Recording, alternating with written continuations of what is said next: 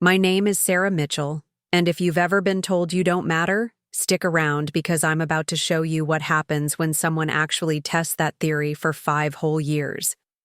I stood in the doorway of my childhood bedroom, duffel bag slung over my shoulder, combat boots laced tight, the familiar weight of military discipline still carried in my posture, even though I'd been discharged 6 months earlier. Purple Heart pinned inside my jacket pocket, shrapnel scars hidden beneath long sleeves, and a mind that still jumped at sudden noises. I was home, but nothing felt like home anymore. The house buzzed with typical Henderson family chaos. My younger brother Jake sprawled across the living room couch, controller in hand, shouting obscenities at his gaming headset. Mom clattered around the kitchen, preparing what looked like enough food to feed a small battalion. Dad sat buried, behind his newspaper, the same spot he'd occupied for the past 20 years, occasionally grunting responses to whatever Mom was saying. Nobody looked up when I walked through the front door. Not even a glance. I'd been gone for 4 years. 4 years serving 2 tours in Afghanistan, watching friends die, carrying wounded soldiers to safety under enemy fire, earning commendations that sat meaningless in a box somewhere. 4 years of missing every family gathering, every holiday, every birthday. I'd sent letters, emails, care packages home filled with local crafts and heartfelt messages. The responses were always brief, distracted, almost obligatory. But I was home now, and somehow the silence felt louder than any battlefield I'd ever experienced. "Hey everyone," I called out, setting my bag down near the staircase. "I'm back." Mom glanced over her shoulder briefly, offering a distracted smile. "Oh, Sarah, honey, good timing. Could you help me set the table? Your cousin Rebecca is bringing her new boyfriend over for dinner tonight." That was it. No hug, no tears, no overwhelming relief that their daughter had made it home alive from a war zone. Just immediate assignment to kitchen duty, like I'd never left at all. Jake didn't even pause his game. The sound of gunfire and explosions filled the room while he muttered complaints about his teammates. I stood there for a moment, watching him, remembering how he used to run to the door whenever I came home from school. Now he was 22, still living at home, still acting like the world revolved around his convenience. "Jake," I said, walking closer to the couch. "It's good to see you too." He finally glanced up, irritation flashing across his face at being interrupted. "Oh, hey, Sarah. Mom said you were coming back today." He turned back to his screen immediately. "Can you move? You're blocking the TV?" I stepped aside, feeling something cold settle in my chest. This wasn't the homecoming I'd imagined during those long nights in the desert. I'd pictured conversations about my service, questions about what I'd experienced, maybe even some pride in what I'd accomplished. Instead, I felt like a guest who'd overstayed their welcome before even unpacking. During dinner, Rebecca dominated the conversation with stories about her marketing job and her new relationship. She'd always been the golden child of our extended family, the one who chose the safe path, who stayed close to home and did exactly what everyone expected. Mom hung on every word, asking detailed questions about Rebecca's apartment, her salary, her future plans. "And what about you, Sarah?" Rebecca asked politely, the kind of question that felt more obligatory than genuine. "What are your plans now that you're back?" The pause before "back" hung heavy in the air, like my military service had been some extended vacation rather than years of sacrifice and trauma. "I'm not sure yet," I admitted. "I'm thinking about using my GI benefits to go back to school. Maybe study engineering or—" "That's nice," Mom interrupted, already turning back to Rebecca. "Speaking of school, didn't you say your company offers tuition reimbursement?" The conversation moved on without me. I sat there, picking at my food, feeling increasingly invisible. These were the people I'd carried in my heart through every dangerous mission. Their faces had gotten me through the worst moments of my deployment. I'd written letters to Jake during firefights, sent Mom pictures from every base I'd been stationed at, called Dad whenever I could get access to a phone. But sitting at this table, I realized something devastating. I'd been holding on to a family that had already moved on without me. After dinner, I helped Mom clean up while everyone else scattered to their various activities. The kitchen felt too quiet, too normal, while my mind still processed sounds like potential threats. A plate clattering made me flinch. The dishwasher starting up sent my heart racing for just a moment. "Mom," I said carefully, "I know I've been gone a long time. I'm sorry I missed so much." She waved dismissively, not looking up from the dishes. "Oh, honey, don't worry about it.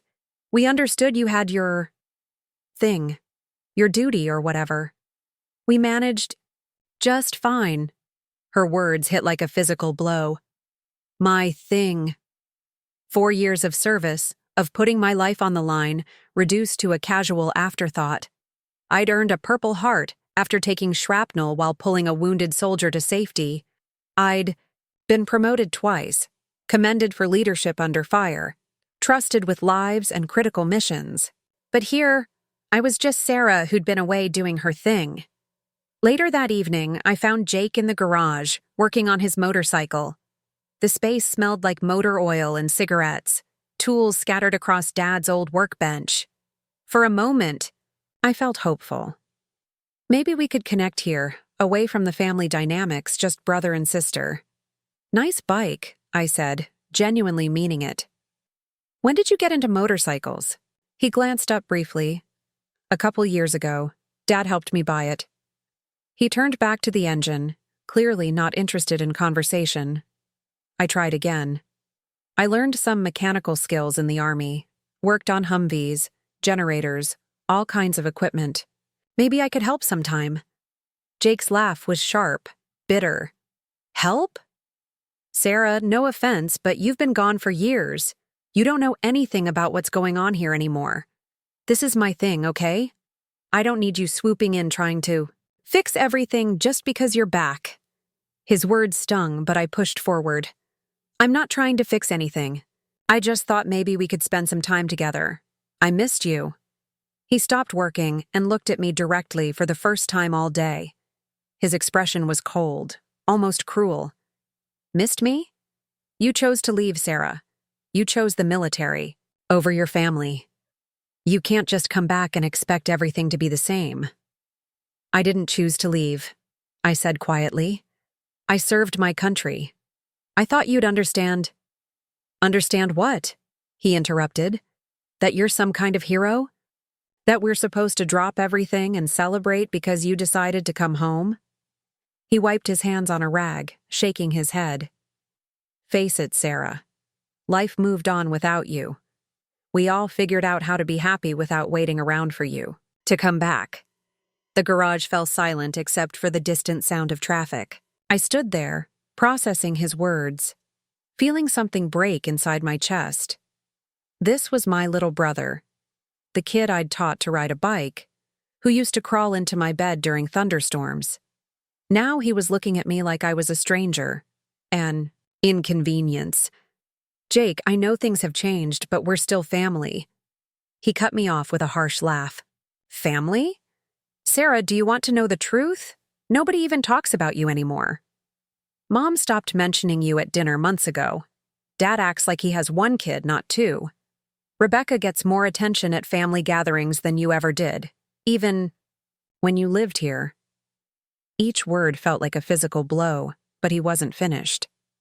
"And honestly," he continued, his voice getting colder, "nobody would even miss you if you disappeared completely. You want to know why? Because we already learned how to live without you. You're not essential, Sarah. You're not even really wanted here anymore." The words hung in the air between us, cruel and final. I stared at my brother, searching his face for any sign of regret, any indication that he didn't mean what he'd just said. But his expression remained hard, unmoved by the devastation I knew was written across my face. "Nobody would miss me," I repeated slowly, testing the weight of his words. "Nobody," he confirmed without hesitation. You could vanish tomorrow and our lives would continue exactly the same. Maybe even better, without the guilt trips about not writing enough letters or not caring enough about your service. I nodded. Slowly, something shifting inside me. A strange calm settled over my shoulders. The same feeling I'd experienced before making critical decisions in combat situations. Clarity in the face of devastation.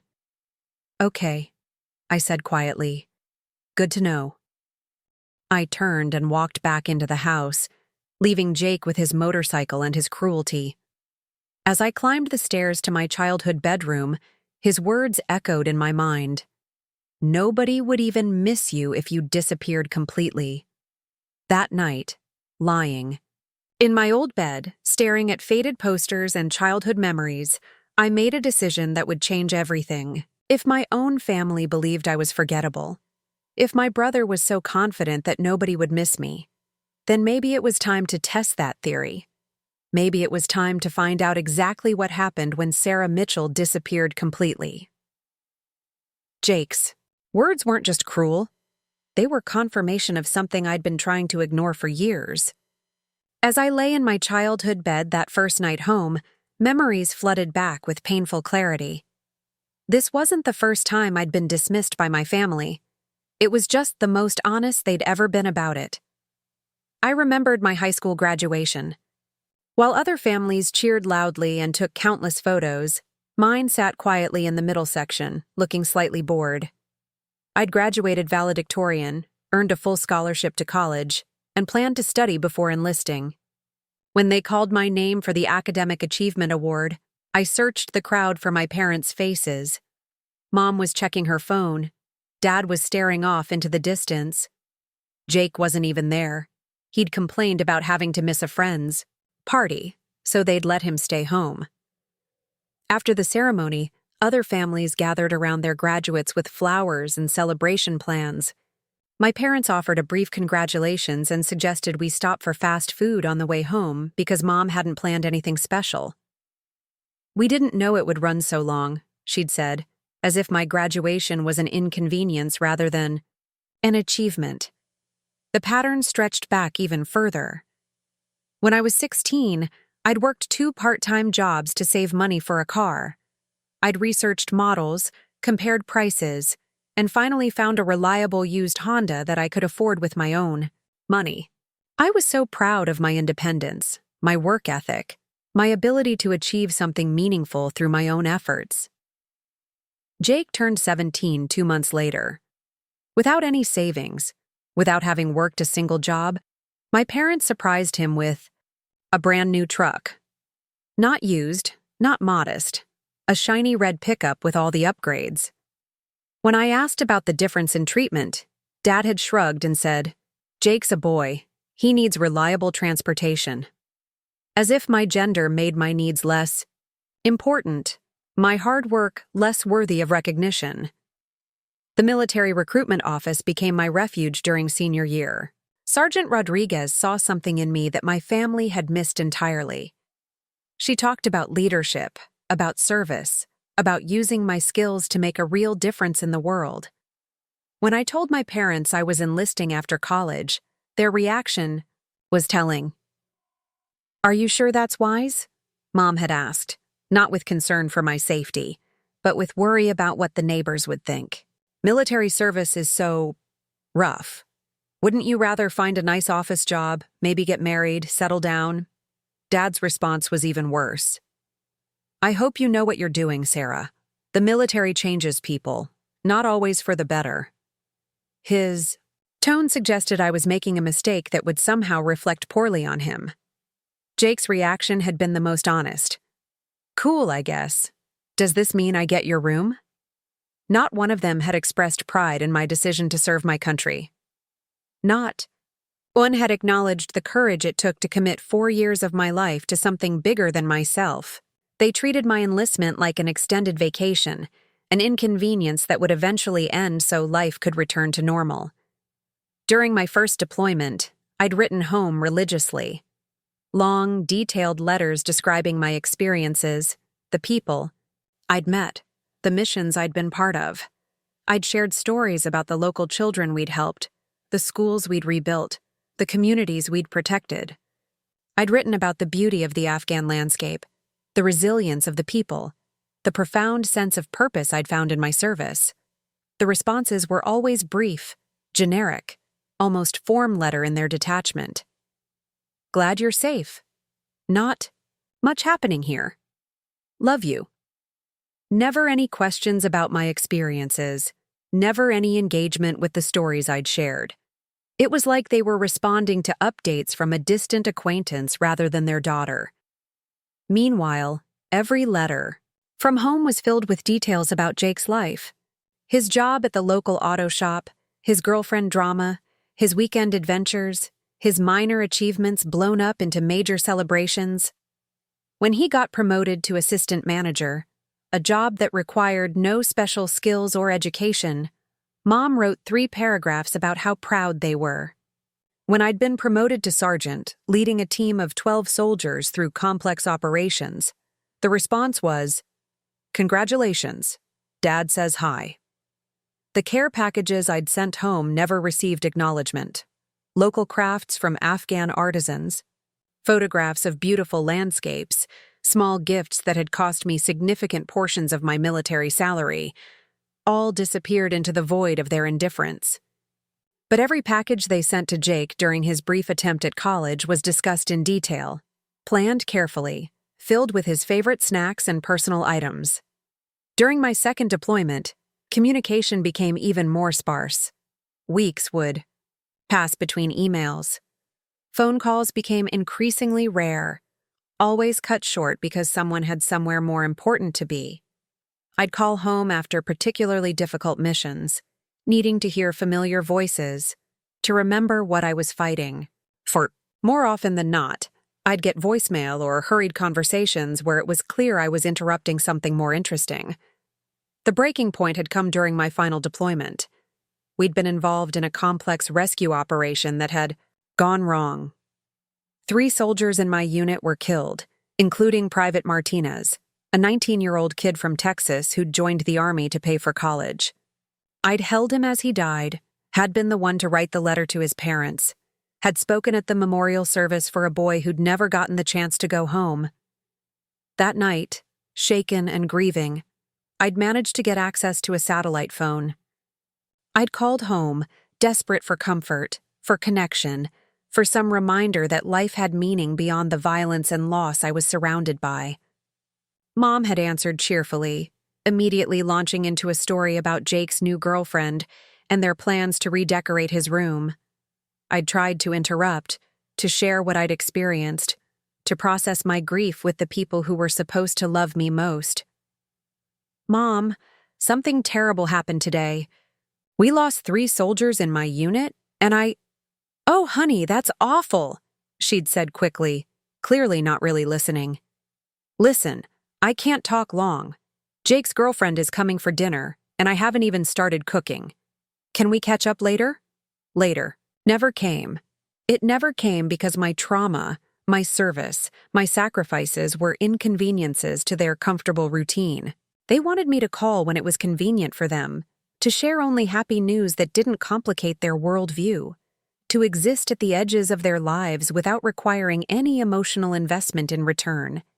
Even my injury hadn't merited real concern. When shrapnel from an IED had torn through my left shoulder, requiring surgery and weeks of recovery, I'd called to let them know I was okay, but would be in the hospital for a while. Mom's response had been distracted. Sympathy followed immediately by questions about whether this would delay my return home, not because she was eager to see me, but because they'd tentatively planned to use my room for visiting relatives during the holidays. The Purple Heart ceremony should have been a moment of family pride. Instead, it was a lonely milestone marked only by fellow soldiers who understood the weight of what it represented. I'd sent photos home, hoping for some acknowledgement of the honor. The response was a generic, "congratulations" text that could have been sent to anyone for any achievement. But it wasn't just the big moments they'd missed. It was the accumulation of small dismissals, casual indifferences, thoughtless prioritizations that revealed the truth Jake had spoken so bluntly in the garage. I'd been expendable to them long before I'd ever enlisted. Military service had just made it easier for them to formalize my absence from their emotional lives.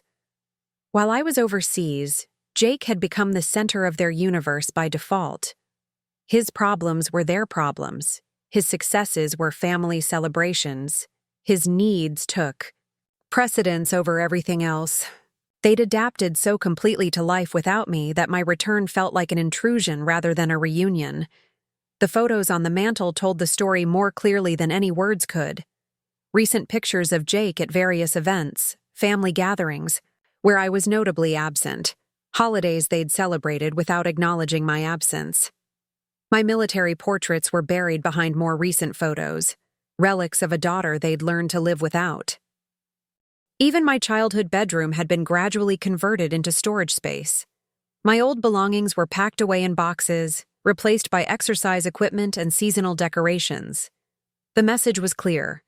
This space had been reclaimed because the person who'd once occupied it was no longer considered a permanent resident.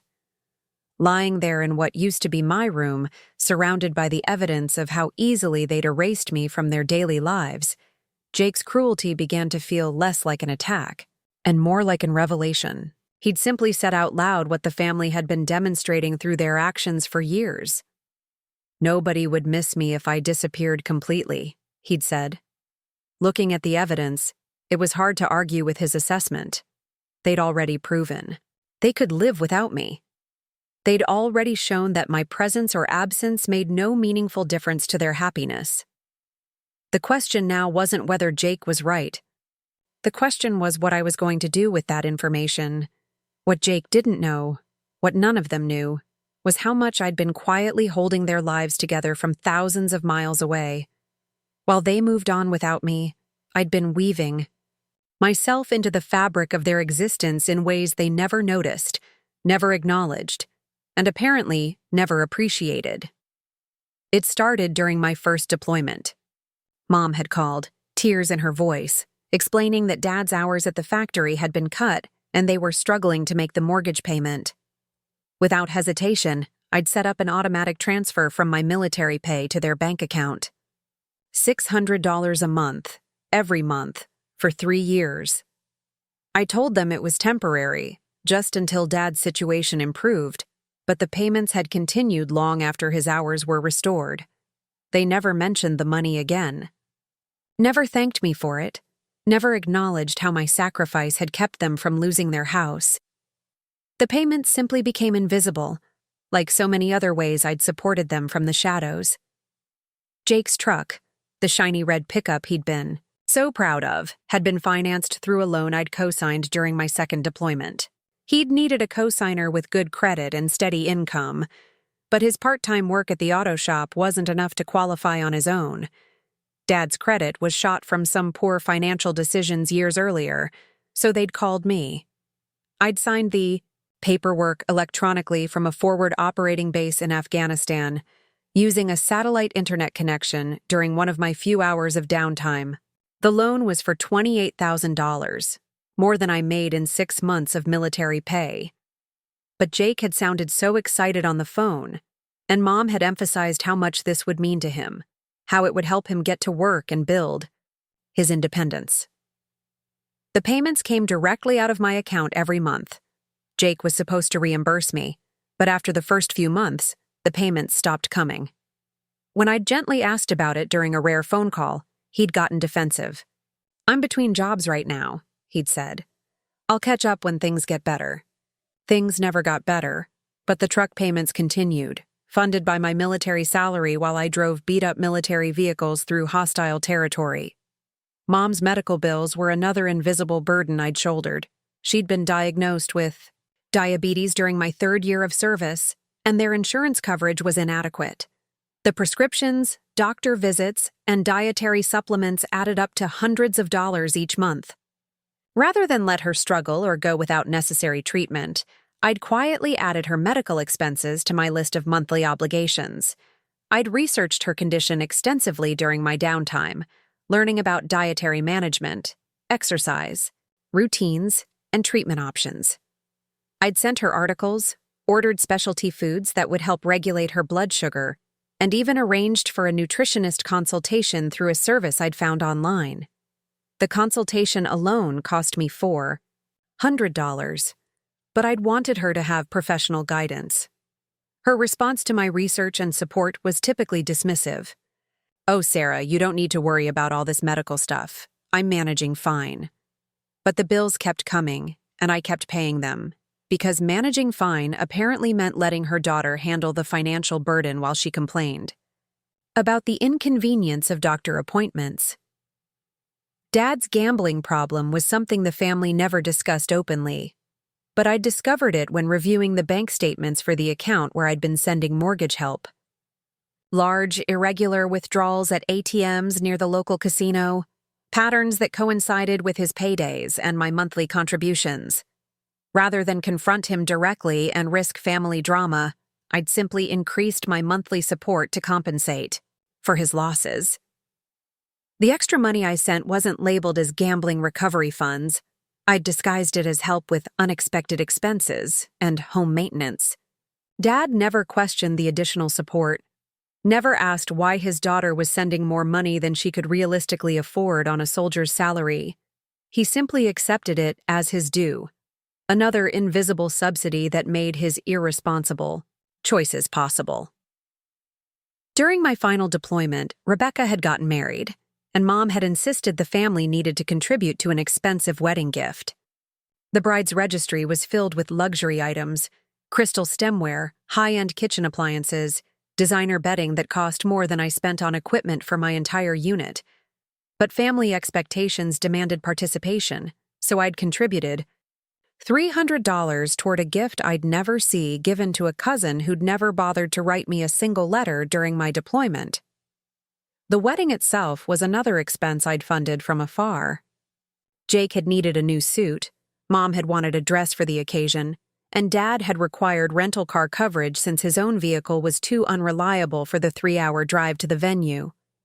Rather than let them miss Rebecca's wedding or show, up-looking shabby, I'd covered all their expenses, including hotel rooms and meal costs for the weekend. I'd received exactly 3 photos from the wedding, sent weeks later in a group text that included a dozen other family members. Everyone looked beautiful, happy, well-dressed in clothes I'd purchased from a combat zone. The photos showed a family celebrating together, unified and joyful, while I'd been alone in a military tent, reviewing mission reports and listening to distant explosions. Jake's college attempt had been another financial drain I'd shouldered without complaint. He'd enrolled in a local community college with big plans to study automotive technology, but his motivation had lasted exactly 1 semester. The tuition, books, fees, and living expenses had totaled nearly $8,000, all of which had come from my savings. When he'd dropped out after failing most of his classes, there was no discussion of repaying the money, no acknowledgement of the opportunity he'd wasted, no recognition that his sister had sacrificed her own financial security for his education. The family simply moved on, treating his college failure as a minor setback rather than a waste of thousands of dollars that had taken me months to earn. Christmas and birthday gifts were another ongoing expense that nobody seemed to track or appreciate. Every year, I'd spent hours researching presents, finding items that would be meaningful and appropriate for each family member. The packages would arrive on time, carefully wrapped and shipped at considerable expense from wherever I was stationed. Their gifts to me, when they remembered to send them at all, were clearly last-minute purchases. Generic gift cards, books I'd already read, items that suggested they knew nothing about my interests or personality. The contrast was stark but never acknowledged. My thoughtful, expensive gifts simply disappeared into their lives while their token offerings made me feel like an afterthought. The car repairs, utility bills, insurance payments, and countless other emergencies that had required my financial intervention over the years added up to a staggering total. I'd kept meticulous records, not out of any desire for repayment, but because military life required detailed financial documentation. Looking at the numbers now, I realized I'd essentially been supporting two households, my own military living expenses and my family's comfortable lifestyle back home. But the financial support was only part of the story. I'd also been their emotional caretaker from thousands of miles away, fielding panicked phone calls about minor crises, mediating disputes between family members, offering advice and encouragement whenever their confidence wavered. I'd been their unpaid therapist, their financial advisor, their problem solver, and their safety net. When Jake had gotten arrested for drunk driving during my second deployment, I'd been the one he'd called from jail. Not mom, not dad, me, his sister who was halfway around the world and couldn't possibly help with bail or legal representation. But I'd spent hours on the phone with lawyers, arranged for his release, and covered the legal fees that would have been impossible for the family to afford. The arrest had been kept quiet, handled discreetly to avoid embarrassing the family, but the financial and emotional cost had been enormous. I'd used up most of my emergency savings and spent countless sleepless nights worrying about Jake's future, researching legal options, and coordinating his defense from a war zone. His gratitude for my intervention had lasted exactly as long as it took to resolve his legal problems. Within weeks, he'd returned to treating me like an inconvenience, never mentioning the thousands of dollars I'd spent or the stress I'd endured on his behalf. The family moved on as if nothing had happened, while I'd been left depleted financially and emotionally. But perhaps the cruelest irony was how they'd used my military service as an excuse to avoid reciprocal support. Whenever I'd needed help, advice about career decisions, emotional support during difficult deployments, or just someone to talk to during lonely moments, the response was always the same. "You're so strong, Sarah. You can handle anything. That's why you're perfect for military life." My strength became their permission to ignore my needs. My competence became their excuse to avoid offering support. My independence became their justification for emotional neglect. They'd transformed my best qualities into reasons why I didn't deserve the same care and attention they lavished on each other. Now, lying in my childhood bedroom, surrounded by the evidence of their indifference, I understood the full scope of the arrangement I'd accepted. I'd been their invisible benefactor, their silent supporter, their emergency contact and financial backup plan.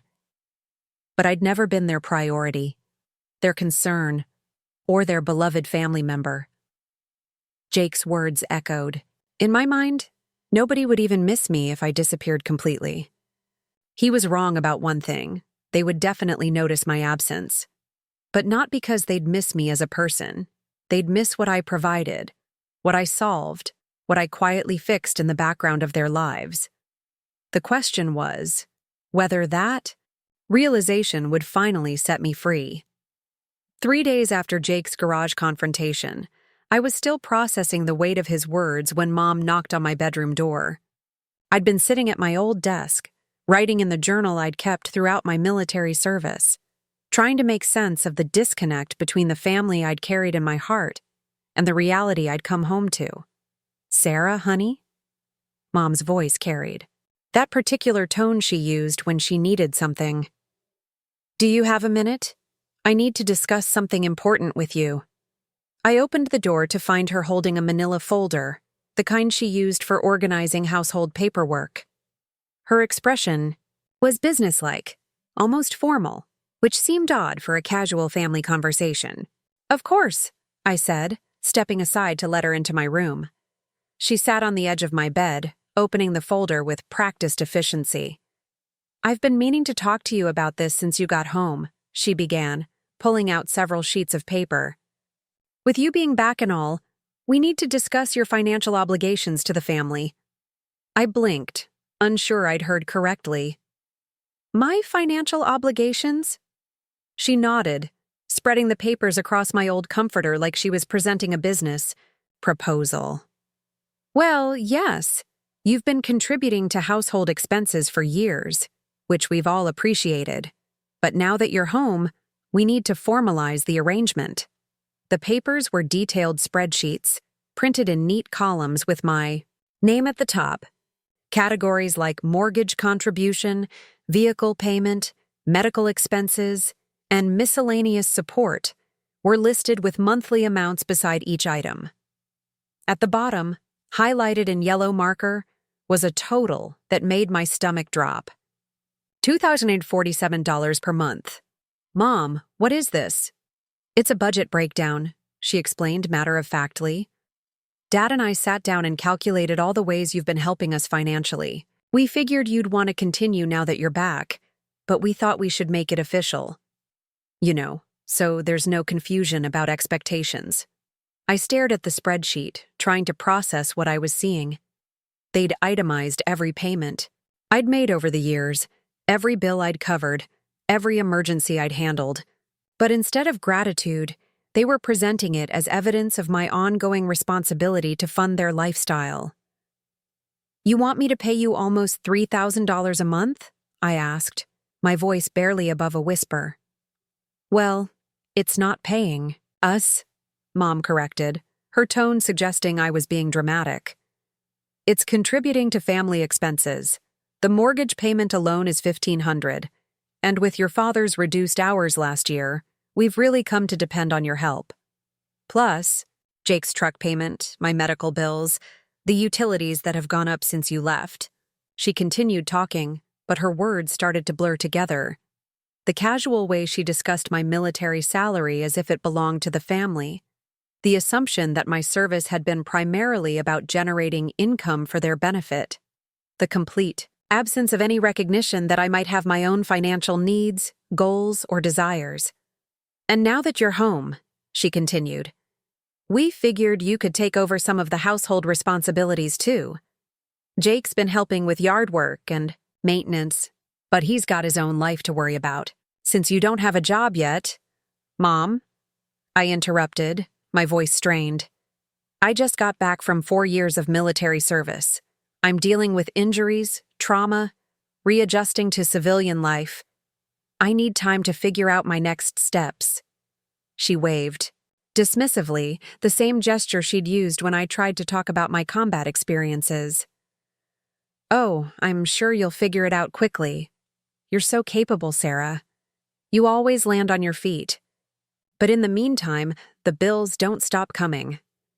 I looked down at the spreadsheet again, noticing details that made the situation even more insulting.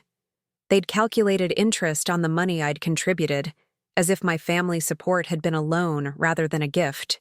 They'd included Jake's personal expenses, his insurance, his cell phone, even his entertainment budget, as family expenses that I was expected to cover. This includes Jake's truck payment, I said, pointing to the line item. The truck I co-signed, that I've been paying for. You're asking me to pay for his truck twice? Well, the truck is a family asset, Mom replied smoothly. We all benefit from Jake having reliable transportation. And since you're the one with steady income... Steady income? I laughed bitterly. Mom, I'm unemployed. I have savings from my military service, but I'm not earning a salary anymore. I need that money to live on while I figure out my career. Her expression shifted to one of mild annoyance, as if I was being unreasonably difficult. Sarah, you've been supporting this family for years. We've built our budget around your contributions. You can't just stop now without giving us time to adjust. The entitlement in her voice was staggering. 4 years of sacrifice, of sending my hard-earned military pay to keep their lives comfortable, and she was treating it like a contractual obligation rather than an act of love and generosity. What if I get a job that requires me to move? I asked. What if I want to use my GI benefits to go to school in another state? What if I need my money for my own life? Mom's face hardened. Sarah, I think you're being selfish. This family has supported you your entire life. We raised you, fed you, put a roof over your head. Now that you're in a position to give back, you want to just take your money and run? The hypocrisy was breathtaking. The same family that had emotionally neglected me, forgotten my birthdays, and dismissed my service was now claiming I owed them financial support for basic parenting responsibilities from decades ago. Besides, she continued, it's not like You have any other major expenses? You don't have a boyfriend, you're not married, no kids. Your money isn't really needed for anything else. Her words hit like a slap. The implication that because I was single, because I'd chosen service over settling down, my financial resources were somehow community property. The assumption that my life goals were less important than their comfort, my dreams less worthy of investment than their convenience. Mom, I served my country for 4 years. I was injured in combat. I've earned the right to make my own choices about my future. Of course you have, she said, but her tone suggested otherwise. But choices have consequences, Sarah. If you can't help your family financially, then maybe you need to think about what kind of person that makes you. The guilt trip was expertly delivered, honed by years of practice. But instead of the familiar shame I usually felt when disappointing my family, something else rose up inside me. Anger. Clean, bright, clarifying anger. What kind of person does it make me? I repeated slowly. Let me think about that. Mom smiled, clearly thinking she'd won the argument. I knew you'd understand once you thought it through. You've always been the responsible one, Sarah. That's why we depend on you. She stood up, gathering her papers with satisfaction. I'll give you a few days to set up the automatic transfers. Dad thinks we should make it the first of every month, to keep things simple. As she reached the door, she turned back with an afterthought. Oh, and Sarah? We're planning a family barbecue this weekend to celebrate Jake getting promoted to full manager at the shop. Could you pick up the groceries? We're thinking steaks. Maybe some of those expensive sides you used to send us care packages with. Make it special, you know? She was halfway down the hallway before the full impact of her request hit me. After presenting me with a monthly bill for nearly $3,000, after treating my military service like a family ATM, she wanted me to fund a celebration for Jake's promotion. The same Jake who'd told me nobody would miss me if I disappeared. The same Jake whose truck payments I'd been covering while he built his career. I sat back down at my desk, staring at the spreadsheet she'd left behind. Every line item represented years of my life, months of sacrifice, thousands of dollars I'd sent home while living in Spartan military conditions. But to them, it wasn't sacrifice. It was simply what I owed them for the privilege of being their daughter. The barbecue request was the final insult. They wanted me to celebrate Jake's success after he'd told me I was worthless to the family. They wanted me to fund a party for someone who'd made it clear I wasn't welcome in their lives. They expected me to smile and play the role of supportive sister while paying for the privilege of being insulted. I picked up my phone and opened my banking app, looking at the balance I'd carefully saved over 4 years of military service. The money represented my future, school, a house, a new start, possibilities I'd dreamed about during long nights in Afghanistan. But according to my family, that money wasn't mine to dream with. It was theirs to claim, their safety net, their ticket to comfortable living funded by their daughter's sacrifice. The spreadsheet stared up at me from the desk, a cold calculation of my worth to them. Not as a daughter, not as a person, but as a source of income. They'd quantified our relationship in dollars and cents, and the total came to $2,847 per month, plus special occasion expenses. I thought about Jake in the garage, his cruel certainty that nobody would miss me. I thought about Mom's casual dismissal of my service, her assumption that my money belonged to them. I thought about Dad's silent complicity, his willingness to let his daughter fund his gambling while never acknowledging the sacrifice. They'd made their position clear. I wasn't family. I was a financial resource. I wasn't their daughter. I was their benefactor. And if I refused to play that role, I was selfish, ungrateful, not worth their time or attention. The barbecue was scheduled for Saturday, 3 days away. 3 days to decide whether I was going to continue funding my own emotional abuse or finally test Jake's theory about whether anyone would actually miss me. As I sat there in the growing darkness, one thing became crystal clear. If they could, reduce me to a line item on a budget spreadsheet. Maybe it was time to see how they'd manage when that line item disappeared completely. The morning after Jake's promotion party, I woke before dawn with perfect clarity. The rage, the hurt, the desperate need for their approval, all of it had crystallized overnight into something sharp and purposeful. I wasn't going to plead for their love anymore. I wasn't going to explain my worth to people who had chosen not to see it. Instead, I was going to conduct an experiment that would settle the question once and for all. If Jake was right, if nobody would miss me, then my disappearance would prove it definitively. If he was wrong, their reaction would speak louder than any words they'd ever spoken. Either way, I would finally have the truth instead of false hope and constant disappointment. I'd learned strategic planning in the military, how to execute complex operations with multiple contingencies and clear objectives. This wouldn't be an emotional outburst or a dramatic exit designed to hurt them. It would be methodical, complete, and irreversible, at least for long enough, to gather the data I needed. The first step was securing my financial independence. I drove to the bank and opened a new account under my maiden name, something they wouldn't be able to track or access. My military disability payments, my savings, and any future income would flow into this account, completely separate from any connection to my family. The banking representative was helpful, understanding that veterans often needed to establish new financial foundations during their transition to civilian life. Next, I visited a lawyer to understand my options regarding Jake's defaulted truck loan. The consultation was expensive but necessary. I needed to know exactly what I was walking away from and what legal protections I might have. The attorney was straightforward.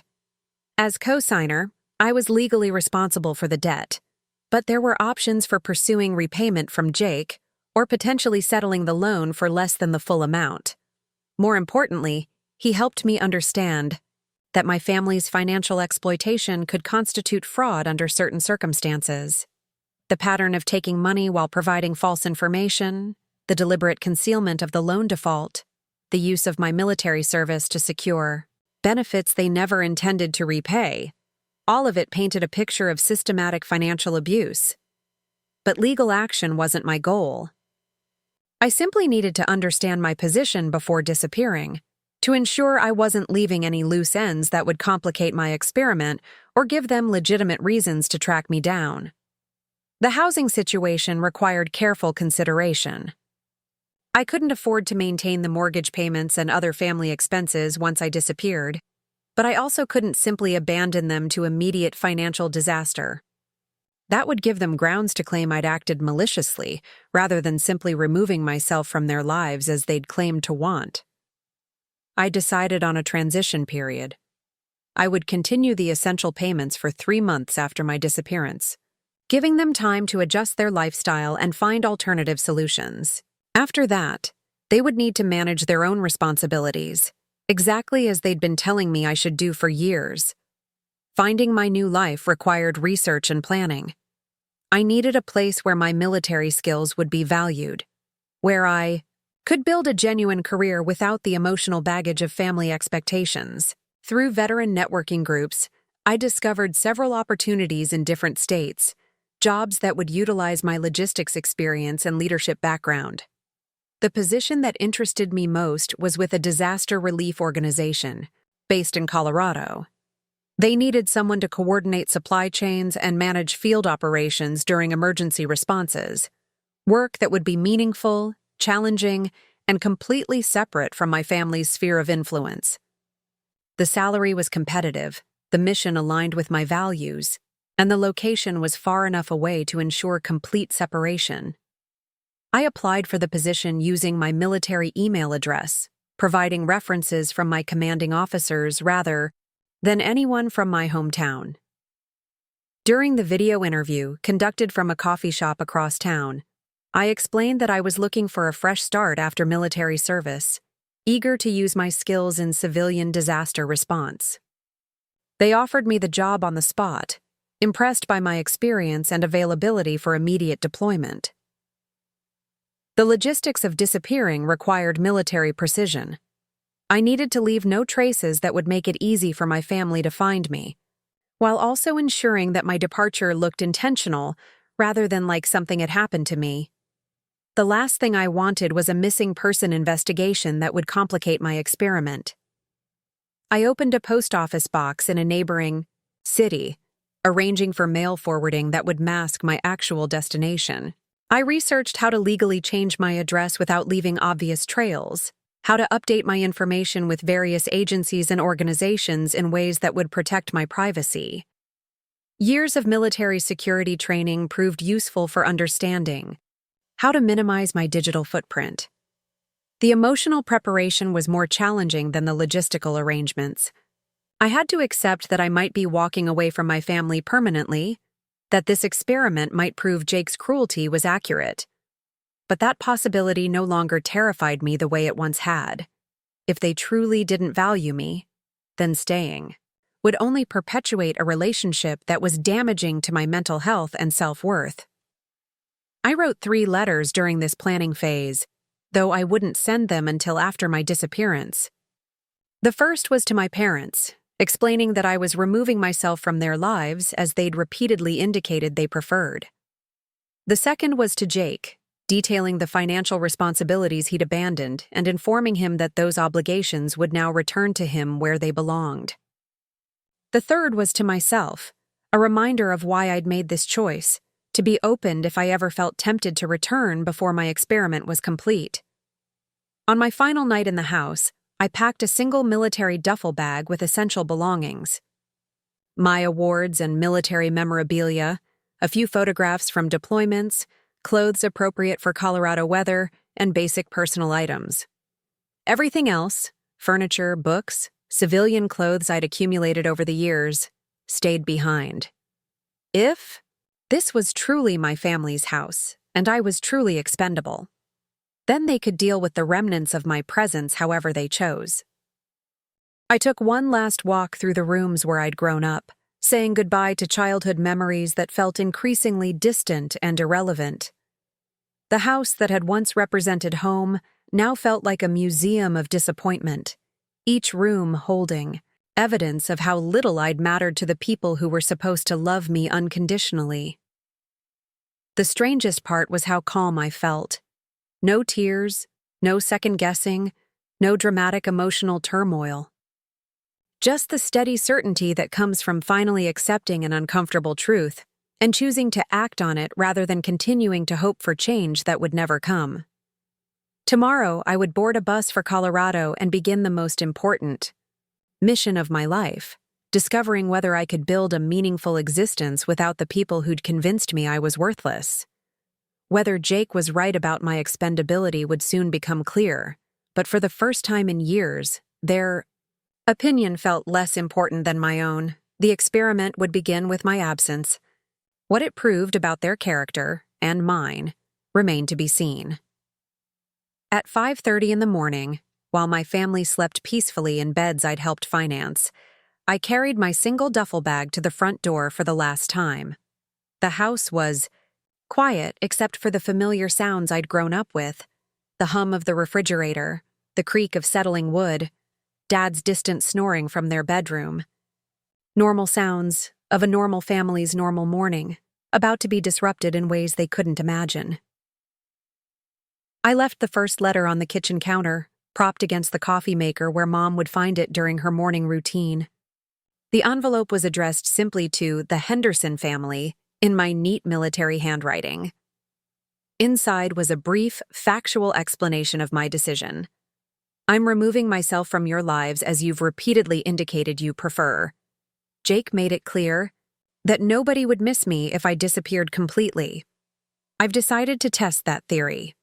The automatic payments for house expenses will continue for 3 months to give you time to adjust.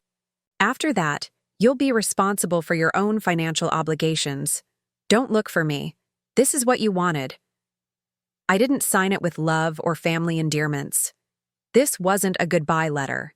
It was a statement of fact, a formal notification of policy change. The Greyhound station opened at 6 a.m., and I was their first customer. The ticket agent was a tired-looking woman who barely glanced up as she processed my purchase. One-way ticket to Denver, Colorado, departing in 40 minutes. No return date, no round-trip option, no safety net. Just forward momentum toward a future I would build entirely on my own terms. As the bus pulled away from my hometown, I watched familiar landmarks disappear through the window. The high school where I'd graduated valedictorian to minimal family interest. The park where I'd played as a child, usually alone because Jake was always too busy or too important to include me. The main street where I'd worked multiple jobs to buy my first car while Jake received his truck as a gift. Each mile of distance felt like shedding weight I hadn't realized I'd been carrying. The closer we got to the state line, the lighter I felt, as if years of accumulated disappointment were being left behind with the landscape. The disaster relief organization had arranged temporary housing in a furnished apartment near their headquarters in Fort Collins. The place was small but clean, with mountain views that took my breath away every morning. After years of military barracks and my childhood bedroom, having my own space, truly my own, paid for with my own money, owing nothing to anyone, felt revolutionary. My new colleagues welcomed me with the kind of professional respect I'd almost forgotten existed. Maria Santos, the operations director, had also served in the military and understood the transition challenges veterans faced. During my first week, she took time to explain not just my job responsibilities, but how to navigate civilian workplace culture and bureaucracy. "You'll find this work different from military logistics," she told me over coffee. "Same principles, but we're dealing with disaster victims instead of soldiers, community organizations instead of command structures. The mission is still about saving lives, just through different channels." The work itself was immediately engaging in ways my family obligations never had been. When tornadoes struck Oklahoma 3 weeks after my arrival, I coordinated supply, deliveries to emergency shelters, managed volunteer schedules, and helped establish communication networks for displaced families. My military experience in crisis management translated perfectly to civilian disaster response. For the first time in years, I felt genuinely useful rather than simply used. My skills were recognized, my contributions were valued, and my presence made a measurable difference in outcomes that mattered. When I suggested improvements to supply chain protocols, supervisors listened and implemented my ideas. When I identified logistical inefficiencies, I was asked to develop solutions rather than being dismissed as presumptuous. The financial separation from my family created immediate clarity about my own economic situation. Without their constant drain on my resources, I discovered I actually had substantial disposable income. Military discipline had taught me to live below my means, but I'd never realized how much of my earnings had been quietly flowing to support their lifestyle. For the first time in my adult life, I could make financial decisions based purely on my own needs and preferences. I bought quality hiking boots for exploring Colorado trails. I invested in professional development courses that would advance my career. I even treated myself to decent furniture for my apartment, replacing the military surplus aesthetic with pieces I actually enjoyed. The silence from my family during the first month was exactly what I'd expected. No frantic phone calls, no desperate attempts to track me down, no expressions of concern for my safety or well-being. Their silence confirmed everything Jake had said in the garage that night. They truly weren't concerned about my absence, only about what my absence might mean for their own comfort. But I'd planned for that silence. The real test would come when the automatic payments stopped and they realized the full extent of what I'd been quietly providing. That's when their true priorities would become clear, when I'd discover whether they missed me as a person or simply as a source of financial support. During my second month in Colorado, I established a private email account using an encrypted service that couldn't be easily traced. This would be my single point of contact with my old life, a way to monitor their eventual panic without giving them direct access to my new existence. I wanted to observe their reaction to my disappearance, but on my terms, with complete control over how much or how little I chose to engage. The email account remained empty for weeks. No messages from family members wondering about my safety. No attempts to apologize for their treatment of me. No expressions of regret or desire for reconciliation. Just digital silence that spoke volumes about my actual importance in their lives. As my third month in Colorado began, I prepared for the final phase of my strategic withdrawal. The automatic payments to their mortgage, Jake's truck loan, and Mom's medical expenses would end exactly 90 days after my departure. They'd had 3 months to adjust their lifestyle, find alternative solutions, or recognize that their invisible safety net was gone. Soon, I would discover whether Jake's cruel prediction was accurate, or whether my family possessed hidden depths of love they'd simply never bothered to express. The experiment was entering its critical phase, and the results would determine whether I'd lost a family or finally freed myself from people who'd never deserved my loyalty. The first sign of panic arrived exactly 91 days after my departure, as precisely as I'd calculated. My encrypted email account, which had remained empty for 3 months, suddenly exploded with 17 messages in a single afternoon. The subject lines alone told the story. Urgent. Where are you? Family. Emergency. Call home now. And, Sarah, this isn't funny anymore. I opened them in chronological order, watching my family's comfortable delusion crumble in real time. The first message was from Mom, sent at 2:47 p.m. Sarah, there must be some mistake with the bank. They're saying the mortgage payment was returned for insufficient funds, but that's impossible. The automatic payment has been coming through for years. Can you please call them and sort this out? I'm sure it's just a computer error. Even in crisis, she couldn't acknowledge that the payments had been coming from my account. She genuinely believed the money appeared magically each month, unconnected to any sacrifice on my part. By 4:15 p.m., reality was beginning to penetrate. Sarah, I called the bank myself, and they said the account for automatic payment has been closed. This doesn't make sense. Where are you? Why aren't you answering your phone? Dad's panicking because the mortgage company called about a missed payment. The third email, sent at 6:23 p.m., showed the first cracks in her composed facade. I don't know what game you're playing, but this isn't like you. Your father drove to every place he could think of looking for you. Jake said you had some kind of argument, but he didn't think it was serious. Please call us immediately. We need to understand. What's happening? Jake's messages started arriving around the same time, but his tone was markedly different. Where Mom sounded confused and worried, Jake sounded angry and entitled. Sarah, what the hell is going on? My truck payment got declined and now the bank is calling me about default procedures. Fix this immediately. I don't know what your problem is, but you can't just disappear and mess up everyone's finances. This is incredibly selfish. His second message, sent 2 hours later, revealed the depth of his panic.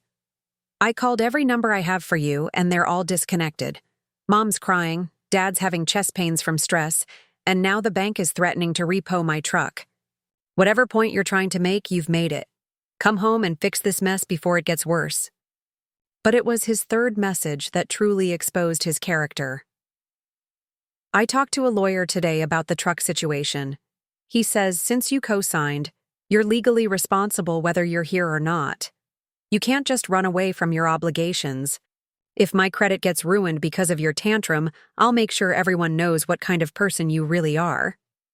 Dad's messages were the most telling because they said everything without saying anything directly.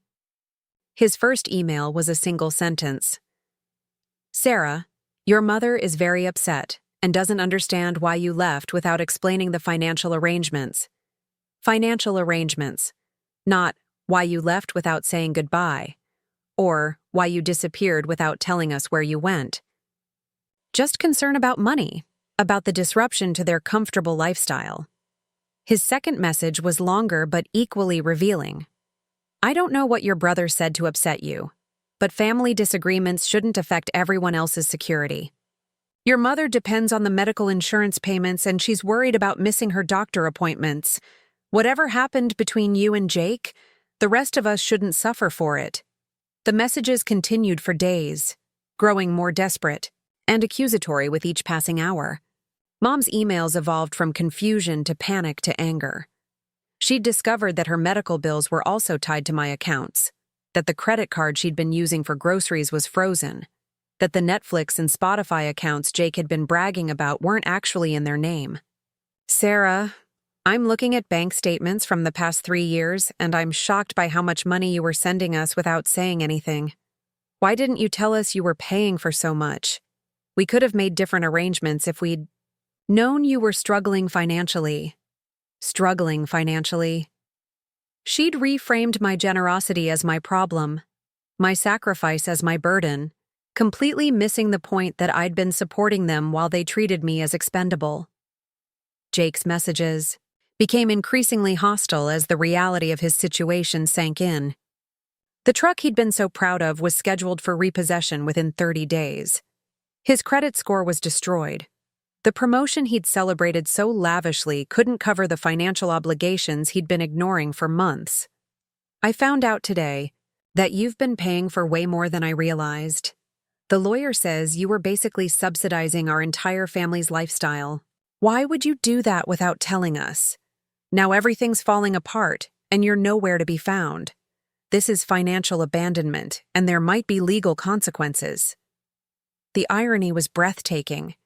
He told me nobody would miss me if I disappeared, but now he was threatening legal action because my absence was inconvenient.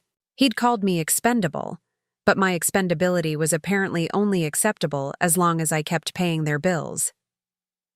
The most pathetic messages came from extended family members who'd been recruited to track me down. My Aunt Angela, who'd barely spoken to me during my military service, suddenly had urgent concerns about my well-being. Sarah, your parents are beside themselves with worry. No one has heard from you in months, and they're afraid something terrible has happened. Please, at least let us know you're safe.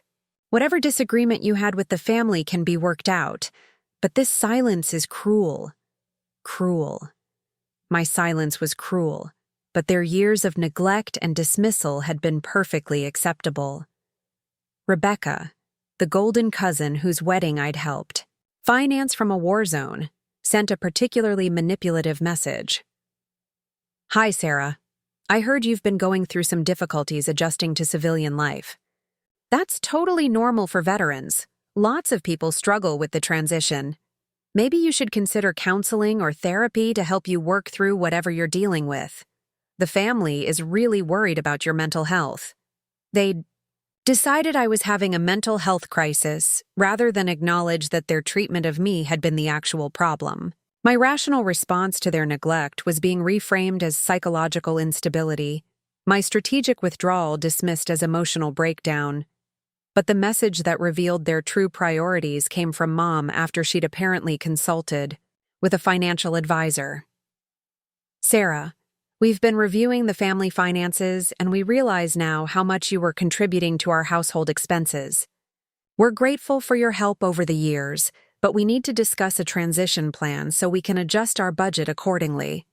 Please call us so we can work out some kind of arrangement that works for everyone. An arrangement that works for everyone. After months of silence, after years of taking my support for granted, after Jake's cruel declaration that nobody would miss me, they wanted to negotiate terms for my continued financial servitude. The panic was complete, but it wasn't panic about losing me as a daughter or sister. It was panic about losing their invisible safety net, their unacknowledged source of financial security. They missed what I provided, not who I was. Their desperation was everything I'd needed to see, and their priorities were exactly what I'd expected them to be. 2 weeks after the initial panic emails, my family's desperate search for me began affecting people I'd never expected them to contact. My encrypted email account filled with messages from former military colleagues, high school acquaintances, and even my old commanding officers. Apparently, Mom and Dad had launched a full-scale investigation, painting me as a missing veteran, in crisis rather than someone who'd simply chosen to leave. The first message from my former sergeant, Master Sergeant Rodriguez, made my blood boil. Mitchell, got a call from your parents saying you've gone missing and they're worried about PTSD episodes. They mentioned some concerning behavior changes since you got back from deployment. Want to let me know you're okay? If you need help with veteran services or mental health resources, you know I'm here. They'd weaponized my military service and veteran status to justify their search efforts, spreading the narrative that I was mentally unstable rather than acknowledging their own failures as a family. The same people who'd dismissed my service as my thing were now using it to generate sympathy and assistance from people who actually respected what I'd done. My high school guidance counselor, Mrs. Patterson, sent a heartfelt message that revealed just how far my family's manipulation had spread. Sarah, I was so sorry to hear from your parents that you've been struggling since returning from military service. They mentioned that you've been isolating yourself and showing signs of severe depression. I still have contacts with veteran support organizations if you'd like me to connect you with resources. Please know that you have people who care about you and want to help. The pattern was consistent across every message. My family had crafted a story where I was the problem, a troubled veteran having a breakdown, rather than a rational person responding to years of emotional neglect. They'd turned my strategic disappearance into evidence of mental illness, my boundaries into symptoms of psychological disturbance. But the message that truly showed their desperation came from someone I'd never expected to hear from. Pastor Williams. From the church my family attended sporadically. Dear Sarah, your parents came to me in tears, explaining that their daughter is missing and they believe she's in spiritual crisis. They're worried that military service may have damaged your faith and relationship with God. I want you to know that our church family is praying for your safe return and spiritual healing. Please don't let pride or pain separate you from the people who love you. Love. They'd convinced a pastor that their neglect was love, that my response to their cruelty was spiritual rebellion. The same family that had missed every birthday, ignored every achievement, and dismissed every sacrifice was now claiming to love me to religious authorities. The escalation reached a new level when I received a message from Detective Sarah Martinez of my hometown police department. Ms. Henderson, your family has filed a missing person report expressing concern for your welfare. While you're an adult, with the right to go wherever you choose, they've provided information suggesting you may be experiencing mental health challenges related to military service. If you're receiving this message, please contact our department to confirm your well-being so we can close this case. A missing person report. They'd involved law enforcement, creating an official record that portrayed me as a vulnerable veteran, rather than acknowledging the toxic dynamic that had driven me away. The sheer audacity of filing a police report about someone who'd left a clear explanation of their intentions was breathtaking. My response to Detective Martinez was carefully crafted. Detective Martinez, I am Sarah Mitchell, formerly Sarah Henderson. I am safe, healthy, and living independently in Colorado. I left my family's home voluntarily after informing them of my intention to remove myself from their lives. I am not missing. I am choosing not to have contact with family members who have consistently demonstrated that they do not value my presence. Please close this case and inform my family that further attempts to involve law enforcement in a personal family matter could constitute harassment. The detective's reply was professional but telling. Ms. Mitchell, thank you for confirming your safety. I've informed your family that you're well and choosing to maintain distance. They seemed surprised by your message and asked me to tell you that they just want to talk. I've advised them that as an adult, you have the right to choose your level of family contact. The missing person case is now closed, but closing the police case only intensified their other efforts. Jake's messages became increasingly aggressive as his financial situation deteriorated. His truck had been repossessed, his credit was destroyed, And he was apparently facing eviction from his apartment now that he could no longer make rent without the safety net I'd provided. Sarah, I lost my truck today because of your selfish decision to abandon your family. 3 years of payments down the drain because you decided to throw a tantrum. I hope you're happy knowing that your brother is now walking to work because you couldn't handle some honest feedback about your attitude. Honest feedback. He'd reframed his cruel declaration that nobody would miss me as constructive criticism, completely unable to acknowledge the emotional devastation his words had caused. His next message revealed the depths of his entitlement. I talked to a lawyer about suing you for the money you withdrew from the family accounts. He says it's complicated because the accounts were in your name, but there might be grounds for a lawsuit based on implied family agreements. You can't just cut off financial support that people have been depending on for years without warning. The legal threats were particularly rich coming from someone who'd defaulted on a loan that had damaged my credit for months without telling me. But they also revealed something important. Jake genuinely believed he'd been entitled to my financial support, that my money had somehow become family property through repeated use. Mom's messages took a different approach, attempting emotional manipulation through guilt and martyrdom. Sarah, I had to miss my doctor's appointment this week because I couldn't afford the copay without the medical account you closed. My diabetes medication is getting expensive, and I'm worried about my health. I never asked you to pay for these things. I didn't even know you were paying for them. But now that they're gone, I don't know how to manage my medical care.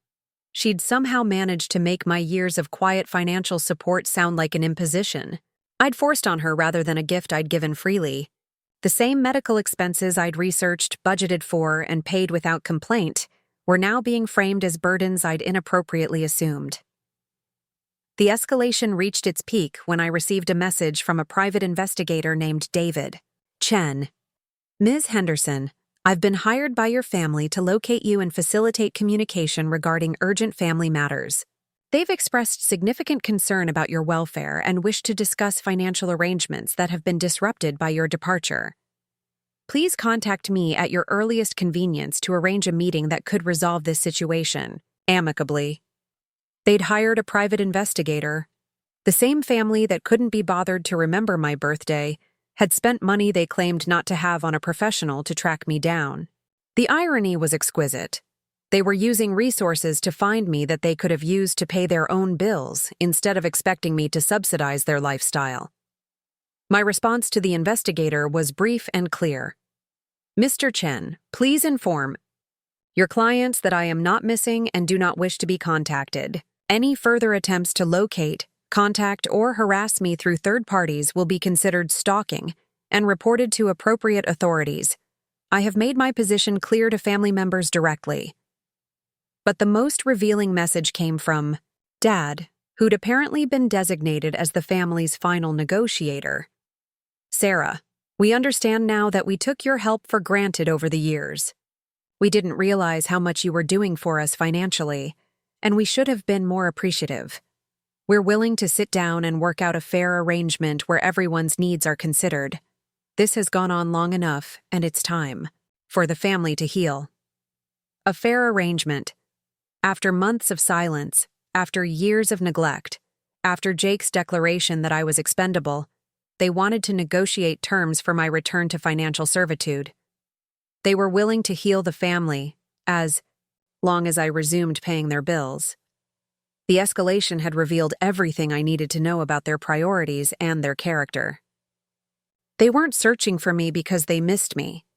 They were hunting me because they missed my wallet. 5 years passed before I decided the experiment had gathered enough data. 5 years of silence from my end. 5 years of their increasingly desperate attempts to locate me. 5 years of building a life they knew nothing about. By then, I'd been promoted twice at the disaster relief organization, had saved enough money to buy my own house in the mountains, and had built genuine friendships with people who valued my presence rather than my financial contributions. During those 5 years, my encrypted email account had become a fascinating archive of my family's slow-motion collapse. The messages had evolved from panic to anger, to bargaining to resignation. documenting their gradual understanding that their invisible safety net was gone permanently. Jake's financial ruin had been swift and complete. Without my co-signing power and financial backing, he'd lost not just the truck but his apartment, his job when he couldn't get to work reliably, and eventually his sense of superiority. His messages had grown increasingly bitter and desperate. Year 3. Sarah, I'm living with Mom and Dad again because I couldn't make rent without reliable transportation. I lost the manager position because I was late too many times after losing my truck. I hope you're satisfied with destroying your brother's life over some hurt feelings. Year 4. I've been trying to rebuild my credit for 2 years now, and it's impossible. Every loan application gets rejected because of the truck default that's attached to your name, too. We're both screwed because of your selfishness, but at least you chose to screw yourself. Thanks for taking me down with you. Mom's health had deteriorated without the medical support I'd provided, but more revealing was how she'd handled the crisis. Instead of taking responsibility for her own health care, she'd spent years trying to guilt me into resuming payments through increasingly manipulative messages. Year 2. My diabetes is getting worse without regular doctor visits. I had to go to the emergency room last month because I couldn't afford my medication. The bill was $1,800 that we don't have. I know you're angry with us, but please don't let your mother suffer because of family disagreements. Year 5.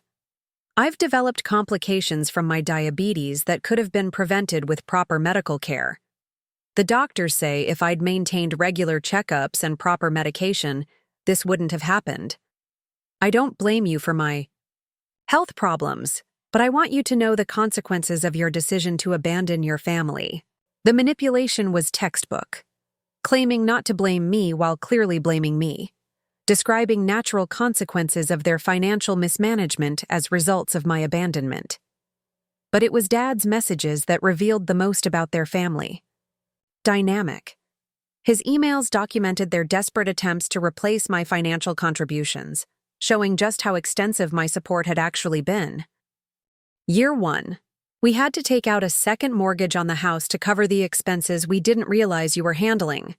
The bank required us to list all our monthly obligations, and we were shocked to see how much you were contributing to our household budget. Year 3. Your mother and I both had to take part-time jobs to make ends meet. I'm working at the hardware store on weekends at age 58 because we can't afford basic expenses without the help you were providing. We never asked you to support us this way, but we became dependent on it without realizing. His final message, sent just 6 months before I decided to end my experiment, was the most honest communication I'd ever received from any family member. Year 4.5. Sarah, I need to tell you something I should have said years ago. We failed you as parents. We took your generosity for granted. We prioritized Jake's immediate needs over your long-term well-being, and we never properly acknowledged your sacrifices for this family. I don't know if you'll ever read this, but I needed to say it. We don't deserve your forgiveness, but we owe you an apology that's about 5 years overdue. The community revelation came through an unexpected source. My high school friend Lisa, who'd stayed in our hometown and witnessed my family's public downfall. Her message arrived in year 4 with details I never could have anticipated. Sarah, I don't know if you'll see this, but I thought you should know what's been happening here. Your family's financial problems became pretty public when they had to sell the house and move into a small apartment across town. People started asking questions about where you went, and the truth came out about how much you'd been supporting them. She continued. Your brother Jake has been telling people that you abandoned the family during a financial crisis. But Mrs. Patterson from the school started asking pointed questions about why a daughter would cut off contact so completely. She remembered how proud you were of your military service and how your family barely acknowledged it. The community investigation had apparently been thorough and damning. Word got around about Jake's truck situation and how you'd co-signed for him while deployed overseas.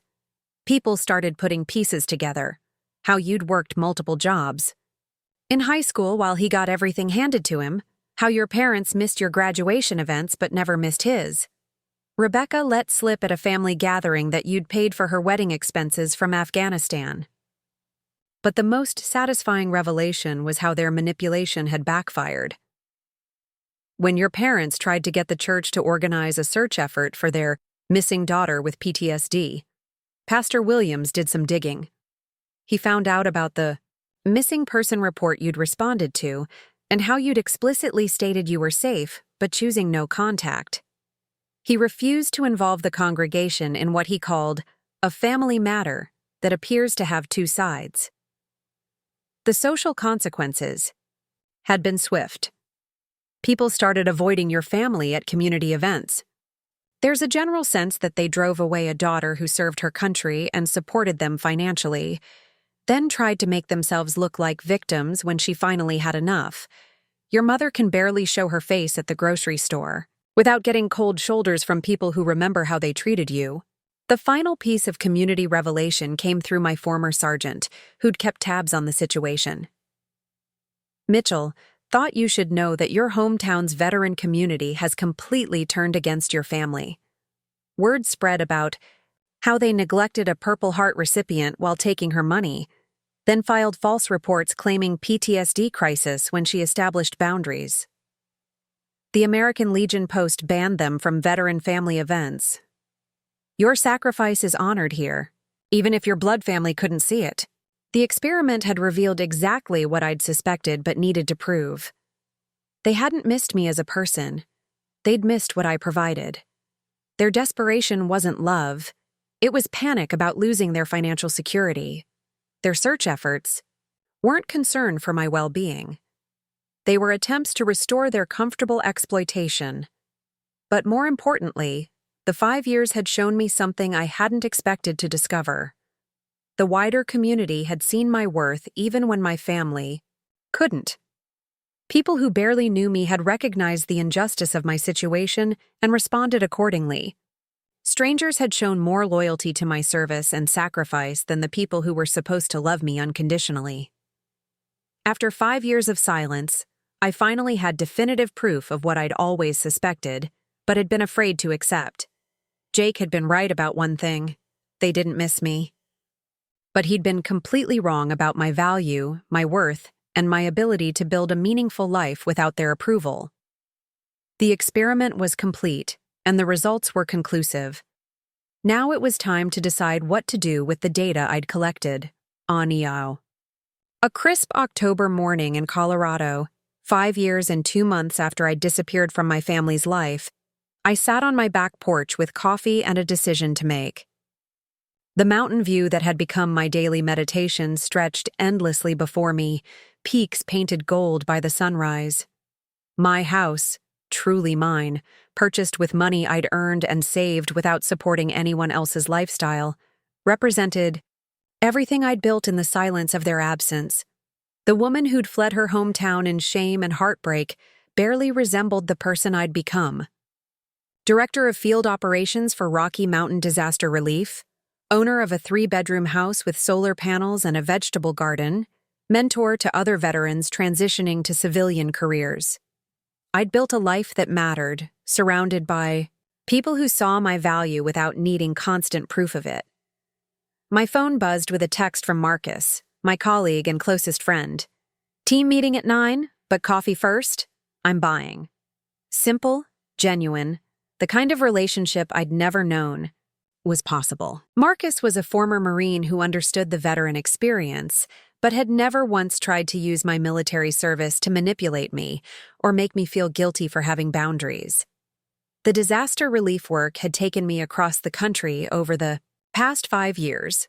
Hurricane response in Louisiana, wildfire evacuation in California, tornado recovery in Kansas. Each crisis had tested my skills and expanded my capabilities in ways that felt meaningful beyond personal satisfaction. I was saving lives, rebuilding communities, making a difference that could be measured in restored homes and reunited families. Last month, I'd received a commendation from the state governor for coordinating relief efforts during the flash floods that had devastated 3 counties.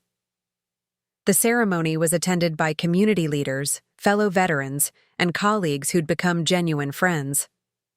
As I'd accepted the award, I'd thought briefly about my family's reaction to such recognition. The polite disinterest, the quick subject change, the subtle message that my achievements were less important than Jake's minor workplace victories. But that thought had lasted only seconds before being replaced by gratitude for the people who were actually present. Maria Santos, my supervisor, had tears in her eyes as she applauded. Marcus and the field team had cheered loudly enough to embarrass me. The veteran community had turned out in force, recognizing one of their own being honored for civilian service. 3. Financial freedom that came from supporting only myself had been revelatory. My salary, once stretched thin by family obligations, now allowed for investments, savings, and occasional luxuries that felt earned rather than guilty.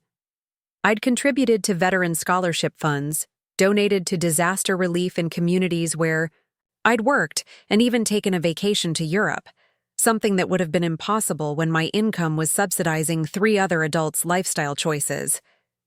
Dating had been complicated initially. Learning to trust people's motives when they showed interest in me required unlearning years of conditional family love. But gradually, I'd built relationships based on mutual respect rather than financial dependency. David, a local park ranger, I'd been seeing for 8 months, appreciated my independence and career dedication. He'd never once asked about my family or why I didn't maintain contact with them, respecting my boundaries without needing explanations. The veteran community in Colorado had become my chosen family in ways I'd never experienced with blood relatives. When Sarah Thompson, a young Army veteran, had struggled with her transition to civilian life, I'd mentored her through job applications and housing challenges. Her success felt more rewarding than any thanks I'd ever received from my biological family.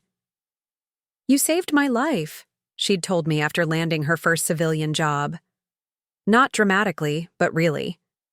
"You showed me that military skills translate to civilian success, that I didn't have to accept less than I deserved just because I was a veteran." Those words had meant more than any recognition my family could have offered. Sarah saw my value because I'd demonstrated it through actions and support, not because we shared DNA or childhood memories. The decision I faced that morning wasn't whether to contact my family. That experiment had concluded years earlier with definitive results.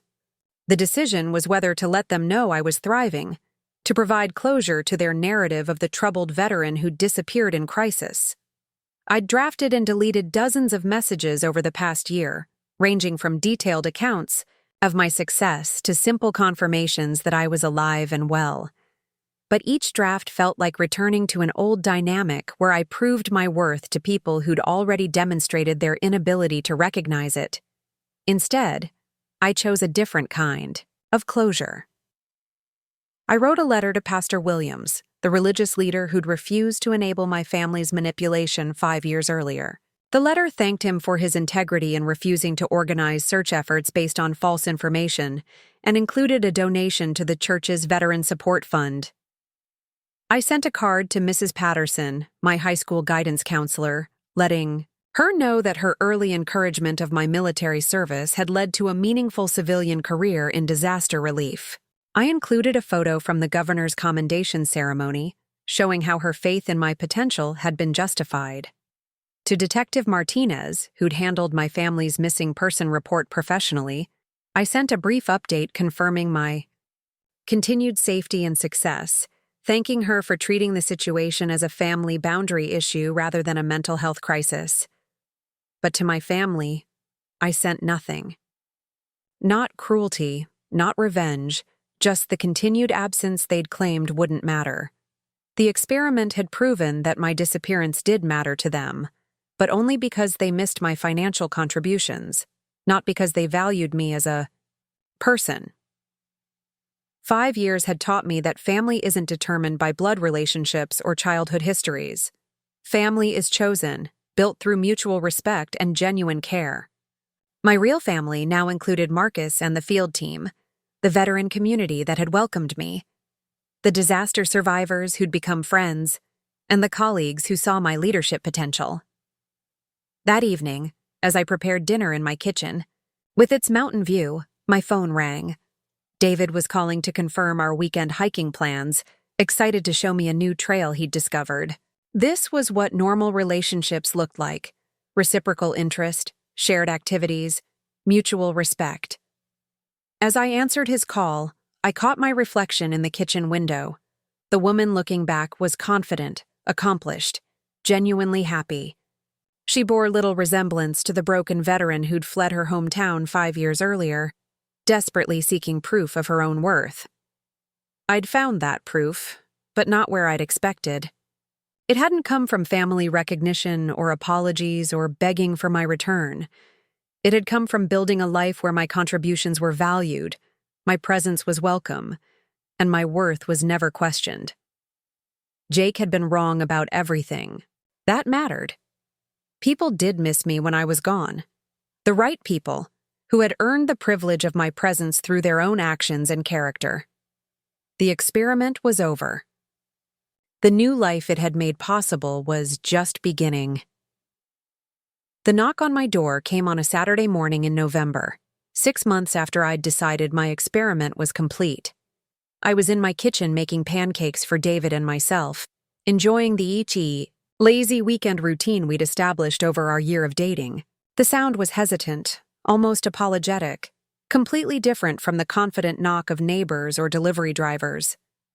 Through the peephole, I saw a figure I barely recognized. Jake stood on my porch, thinner than I remembered, wearing clothes that looked like they'd seen better years. His red truck was nowhere in sight. Instead, a battered sedan with temporary tags sat in my driveway.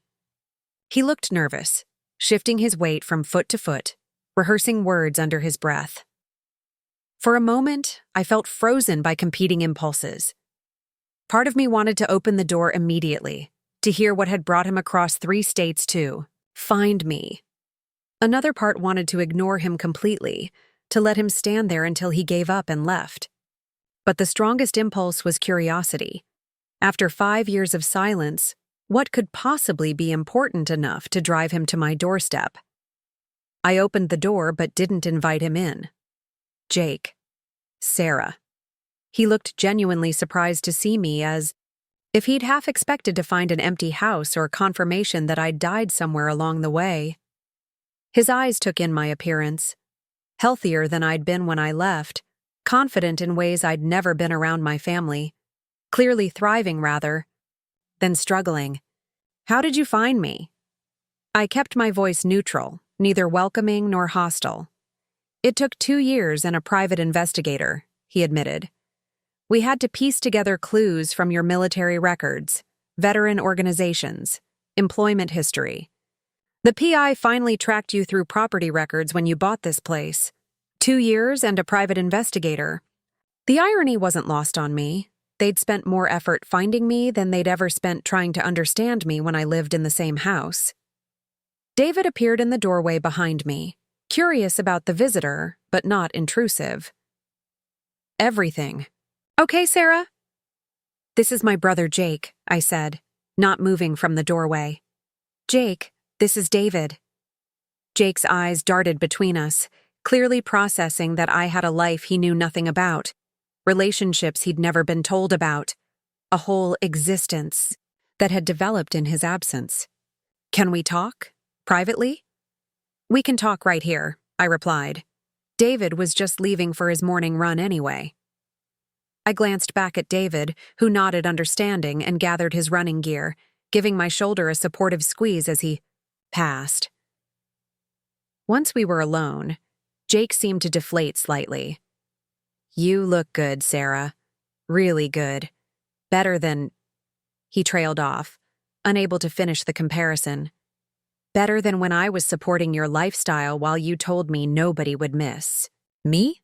I filled in the blank calmly. He flinched. "I came here to apologize for that. For a lot of things, actually." "I'm listening." Jake took a deep breath, clearly having rehearsed this speech. "Everything fell apart after you left. Not just financially, though that was bad enough, but socially, emotionally, everything." People in town started asking questions about why you'd cut contact so completely. They figured out that you'd been supporting us while we treated you like garbage. He paused, waiting for me to respond, but I remained silent. Mom's diabetes got worse without regular medical care. Dad had to take a second job at 58. I lost the truck, the apartment, the manager position, everything I'd been so proud of. But the worst part was realizing that none of it had been real. My success, our comfortable lifestyle, even my confidence, it was all built on your sacrifice. And? I prompted when he paused again. And I spent 3 years being angry at you for destroying our lives before I finally understood that you hadn't destroyed anything. You'd just stopped building it for us. This was more self-awareness than I'd ever heard from Jake, but I remained cautious. What do you want, Jake? I want to make amends, he said quickly. I know I can't undo the damage, but I've been working to pay back what I owe you. The truck loan destroyed both our credit scores, but I've been making payments to try to resolve. It's going to take years, but I'm committed to fixing what I broke. That's good, I said neutrally. You should take responsibility for your debts.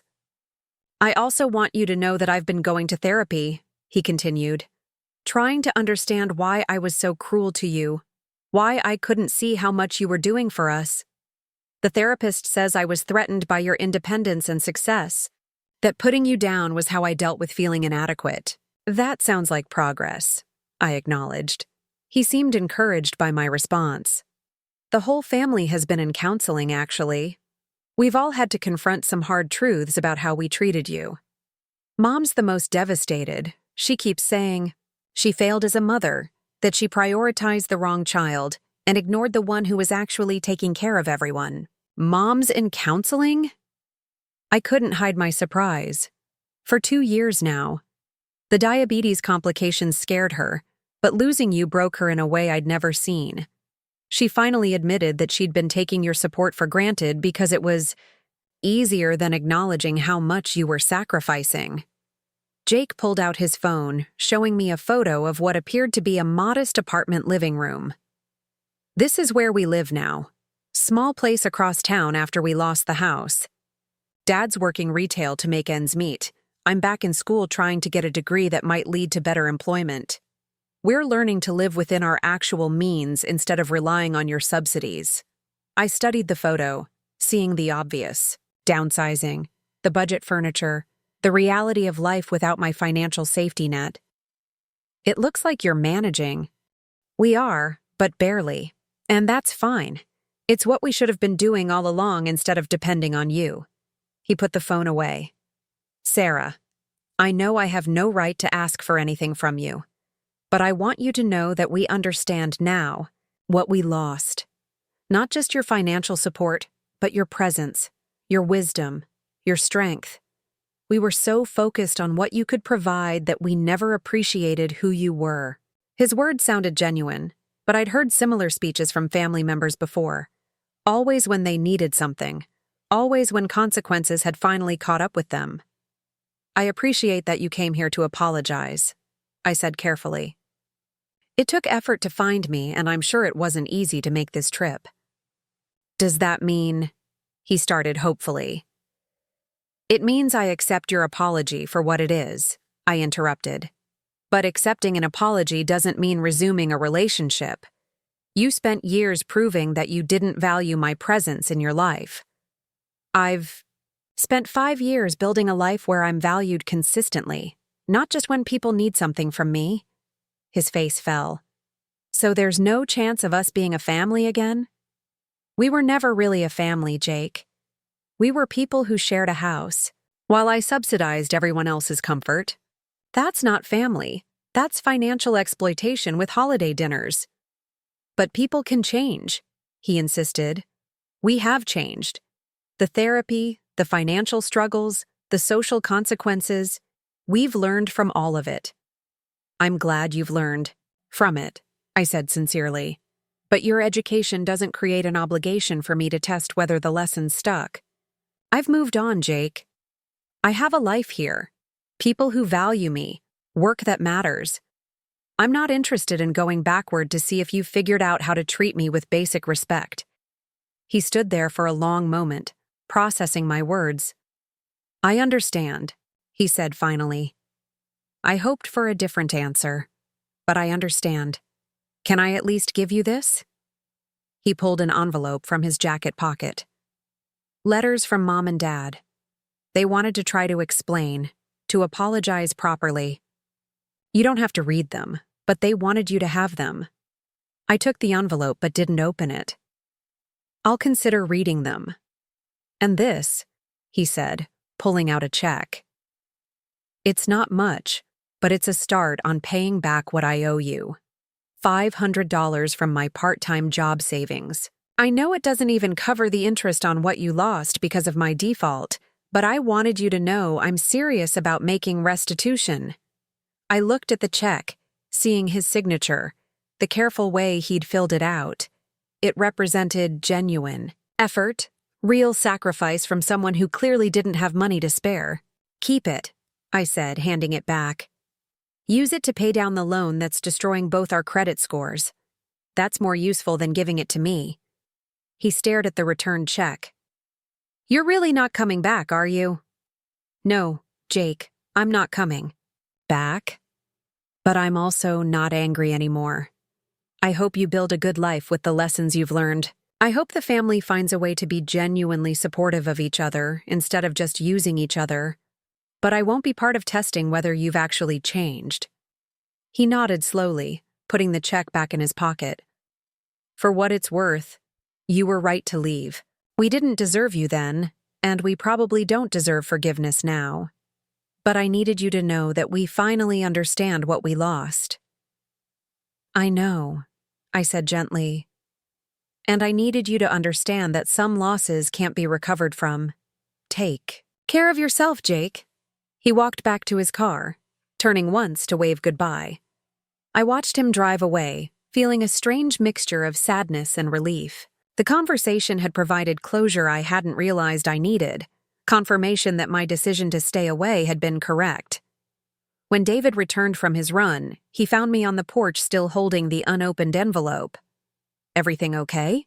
He asked, settling beside me. Better than okay, I replied, leaning against his shoulder.